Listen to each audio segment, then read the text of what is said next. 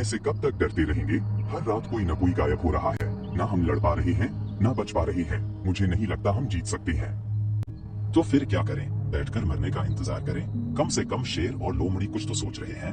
अगर हम साथ रहेंगे तो शायद बच जाएं। अकेले अकेले तो हम खत्म हो जाएंगे। या फिर हम पारो से समझौता कर लें। अगर हम उसका साथ दे दें तो शायद वो हमें छोड़ दे। वो सिर्फ बदला लेना चाहती है, सबको नहीं मारना। हम क्यों बेवजह मरे? बंदर की ये बात कुछ जानवरों को सही लगने लगी। डर ने उनके हौसले को तोड़ दिया था। अब उन्हें अपनी जान ज्यादा प्यारी लग रही थी और यहीं से शुरू हुई गद्दारी।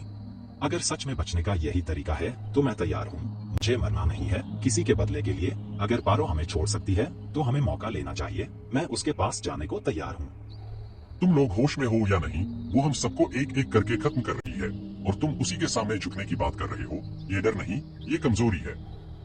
कमजोरी नहीं, समझदारी है। जिंदा रहना सबसे बड़ी जीत होती है। अगर शेर और लोमड़ी हमें बचा नहीं सकते तो हमें खुद अपना रास्ता चुनना होगा। जो भी जाना चाहता है जा सकता है, लेकिन याद रखना, दुश्मन कभी अपना नहीं होता। आज तुम उसके साथ जाओगे, कल वही तुम्हें भी खत्म करेगा और तब वापस आने का मौका नहीं मिलेगा। कुछ जानवर शेर की बात समझ गए, लेकिन कुछ नहीं। डर ने उनकी सोच पर कब्जा कर लिया था। यही वो चाहती थी और वही हो रहा है। हमारी ताकत हमारी एकता थी और अब वो खत्म हो रही है। अगर ऐसे ही चलता रहा तो हम बिना लड़े हार जाएंगे। हमें जल्दी कुछ करना होगा। अब ये लड़ाई सिर्फ बाहर के दुश्मन से नहीं है, ये अंदर की कमजोरी से भी है। हमें दोनों से एक साथ लड़ना होगा, वरना ये जंगल अब ज्यादा दिन नहीं टिकेगा।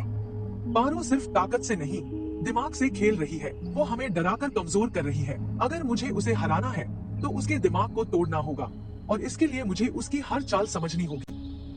मैं उसके इलाके तक जा सकता हूँ। छुपकर उसकी हर हरकत पर नजर रखूंगा। वो किससे मिलती है, क्या योजना बना रही है, सब पता करूंगा। बस तू इशारा कर, मैं अभी निकल जाऊं। सिर्फ देखना काफी नहीं होगा, हमें उसे गलत जानकारी भी देनी होगी ताकि वो खुद अपनी चाल में फंस जाए। ये खेल अब भ्रम और धोखे का होगा।